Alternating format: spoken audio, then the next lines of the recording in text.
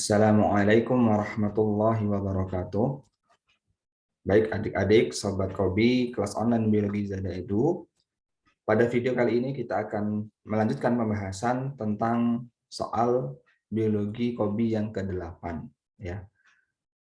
Yang ke-8.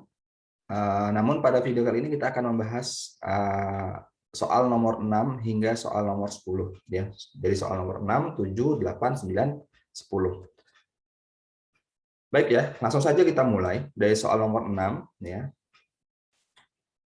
Soal nomor 6 ya. Jamur tiram Pleurotus ostreatus ya. Pleurotus ostreatus atau jamur tiram ya. Jamur tiram ini cukup populer ya di Indonesia. Tidak hanya di Indonesia ya, bahkan mungkin adik-adik sudah pernah merasakan makanannya semua ya. Coba kita cari ya agar tahu bentuknya.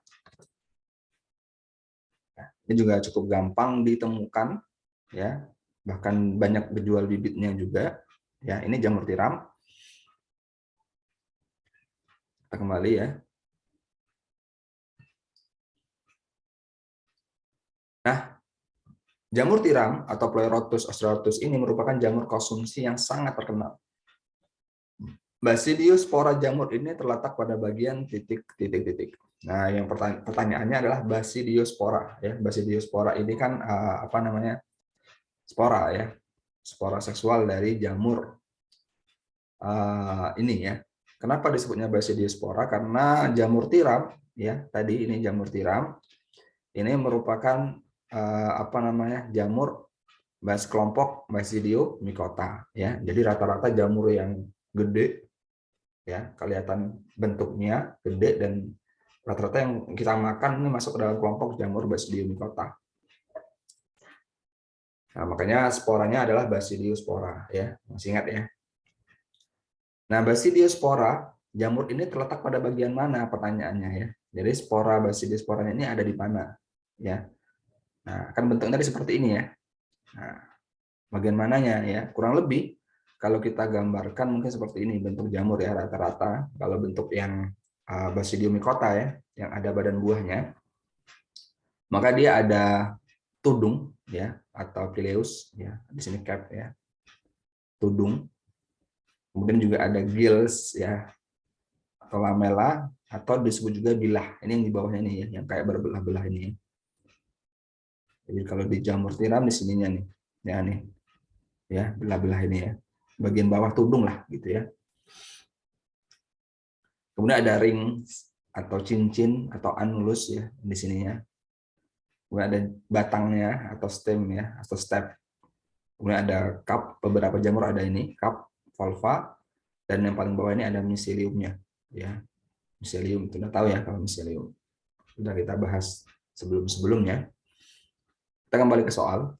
Nah, dari bagian-bagian jamur tadi ya, bagian-bagian jamur tadi, Basidiospora ini terletak di bagian mana gitu ya. Sporanya itu ada di mana? Maka jawabannya sporanya jamur itu ada di bawah tudung sini ya. Di bawah tudung sini artinya di gills atau lamela atau di bilah ya, di bilah. Nah, jadi jawabannya ada di ini dia ya, lamela atau gills atau bilah. Ya, ini jawaban dari nomor 6. Jadi spora itu adanya di gills atau lamela atau di bilahnya. Baik, kita lanjutkan ke soal nomor 7 ya.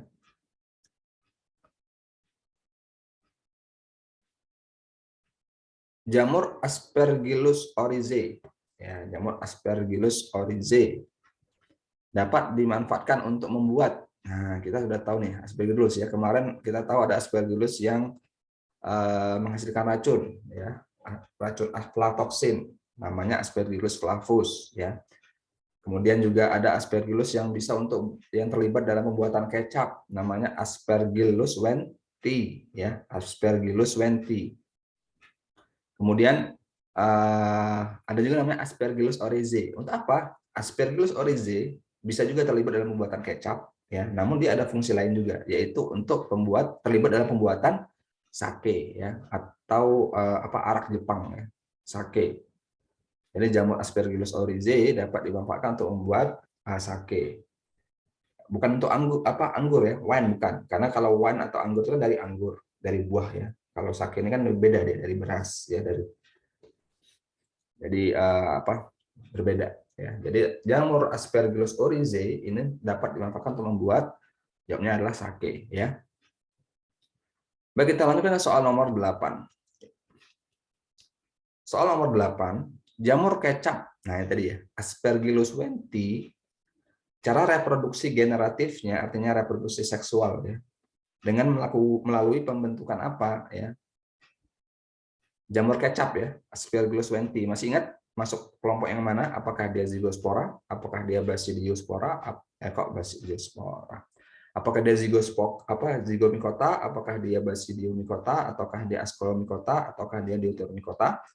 Ya, ini kan ada 4 kelompok jamur ya, yang sudah pernah kita singgung ya. Nah, kita harus ingat Aspergillus masuk yang mana ya, sehingga kita nanti akan tahu spora seksual yang dihasilkan yang mana. Apakah dia Zygospora? Apakah dia Ascospora? Apakah Basidiospora? Ya. Maka jawabannya jamur Aspergillus ya, Aspergillus wendti ini dia masuk dalam kelompok Ascomycota ya, masuk dalam kelompok Ascomycota ya. Dia punya Conidiospora ya, di soal yang ke-7 sudah pernah kita singgung ya. Nah, kalau dia masuk kelompok Ascomycota ya, maka dia otomatis jamur seksualnya atau jamur ketika dia reproduksi generatif, bukan jamur, spora ya, mohon maaf, sporanya, spora seksual atau spora regeneratifnya itu membentuk apa? Apakah Zygospora, Basidiospora, ataukah Ascospora? Jawabannya tentu Ascospora karena dia masuk Ascomycota ya. Jadi diingat-ingat jamur kecap atau Aspergillus wendti maupun kelompok Aspergillus yang lain dia termasuk dalam kelompok Ascomycota ya, bisa menghasilkan spora Ascospora. Ya. Begitu juga dengan jamur Penicillium ya. Jadi jawabnya Ascospora. Baik, kita lanjutkan ke soal nomor 9 ya. Kita lanjutkan ke soal nomor 9. Soal nomor 9 ya. Khmer ya, atau jamur Saccharomyces cerevisiae ya. Khmer Saccharomyces cerevisiae merupakan jamur yang dapat dimanfaatkan untuk pembuatan tape ya. Jadi jamur Saccharomyces cerevisiae ini sangat terkenal sekali dalam pembuatan tape ya, karena ketika membuat tape kan nanti ada ragi tape ya. Nah, salah satu komponen utamanya itu Saccharomyces cerevisiae ini ya, jamur ini. Nah, dia terlibat dalam pembuatan tape melalui proses fermentasi ya, proses fermentasi. Nah, pernyataan berikut ini yang tidak terjadi selama proses fermentasi tape adalah titik-titik-titik. Jadi kita harus cari nih mana yang tidak terjadi dalam proses fermentasi tape. Ya, kita lihat. Apakah pada fermentasi tape itu terjadi perubahan molekul glukosa menjadi asam pirufat? Maka jawabnya betul. Ya, jawabnya betul. Pada proses fermentasi tape itu dia terjadi perubahan glukosa menjadi asam pirufat. Glukosa yang tadinya ada di ubi atau singkong dirubah menjadi molekul asam pirufat. Ya. Walaupun nanti hasil akhirnya alkohol ya. Tapi sebelum nyampe ke situ, sebelum terbentuk alkohol, maka dia terbentuk asam pirufat terlebih dahulu. Maka ini jawaban option yang pertama ini benar. Ya, kan kita cari yang tidak terjadi, berarti yang tidak terjadi ya. Kalau ini terjadi ya, option pertama ini terjadi di proses fermentasi tape. Option yang kedua, menghasilkan energi. Apakah fermentasi tape itu menghasilkan energi? Maka jawabnya iya. Ya. Fermentasi itu istilah lainnya adalah proses perombakan gula yang menghasilkan energi. Ya. Jadi jawabnya betul, fermentasi tape menghasilkan energi, walaupun perombakan gulanya ini energi yang dihasilkan sedikit dibandingkan ketika terjadi perombakan gula ya dengan bantuan oksigen ya, yang biasa terjadi di sel-sel tubuh kita ya. Energinya lebih banyak, tapi kalau fermentasi menghasilkan energi tapi sedikit. Jadi ini terjadi pada fermentasi tape ya, option kedua. Kita lihat option yang ketiga, apakah dia membutuhkan molekul oksigen untuk membentuk molekul alkohol ya. Apakah pada proses fermentasi tape membutuhkan oksigen? Maka jawabnya tidak. Ya, jawabnya tidak. Justru istilah fermentasi itu sendiri itu adalah proses perombakan perombakan glukosa tanpa bantuan oksigen. Ya, begitu pula yang terjadi misalnya fermentasi di otot kita, ya, itu merombak alkohol menjadi asam laktat, merombak glukosa, ya, mohon maaf, merombak glukosa menjadi asam laktat yang ada di otot kita, itu terjadi ketika tidak ada oksigen. Kita olahraga kencang, ototnya kerja keras, butuh energi, tapi oksigennya kurang. Sehingga tubuh secara memberikan respon untuk melakukan fermentasi asam laktat supaya terbentuk energi, ya. Karena oksigennya kurang. Tapi butuh energi tubuh nih, gitu ya. Maka biasanya ketika orang ototnya kerja keras, terjadi fermentasi asam laktat. Kalau ini numpuk nanti terjadi kram, ya, atau pegel-pegel, gitu ya.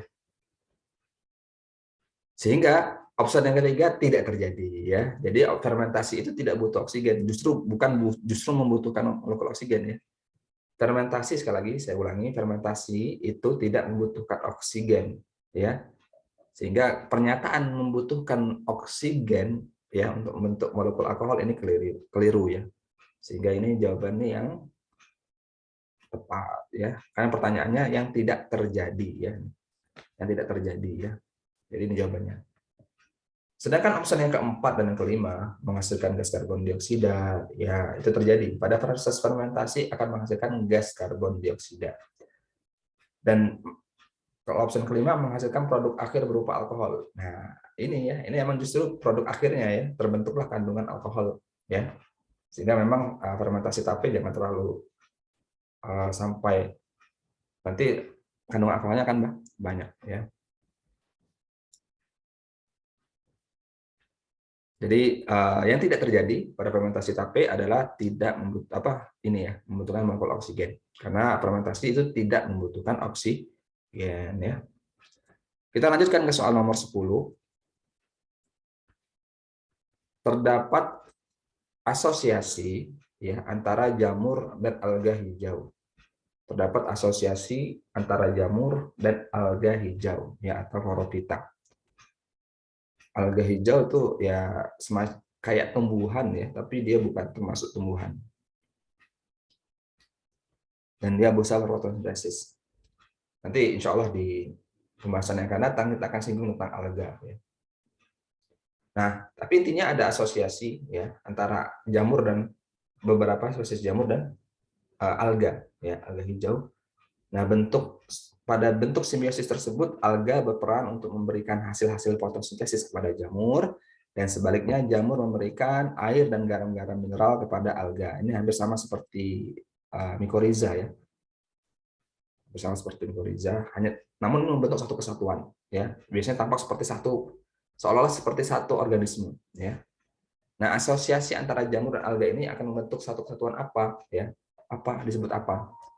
Jawabannya adalah descens, ya, atau lumut kerak, ya. Jadi lumut kerak itu sebenarnya bukan satu organisme, tapi itu ada dua organisme yang dia saling bersama, ya, asosiasi bersama, ya. Apa itu descens atau lumut kerak? Mungkin bagi yang belum tahu bisa cari di Google, ya, atau ini saya carikan. Ini, ya, ini lumut kerak, ya. Nah, ini biasanya ada di batang-batang pohon, ya. Karena ini tampak seperti seolah-olah satu organisme, ya. Padahal di sini ada jamur dan ada alga, ya, yang hidup bersamaan. Ya, ini descens atau lumut kerak bahasa Indonesianya, ya. Baik, ya, demikian. Jadi kita sudah membahas soal nomor 6 dan hingga nomor 10 dari soal KOBI yang ke-8. Semoga bermanfaat untuk adik-adik semua.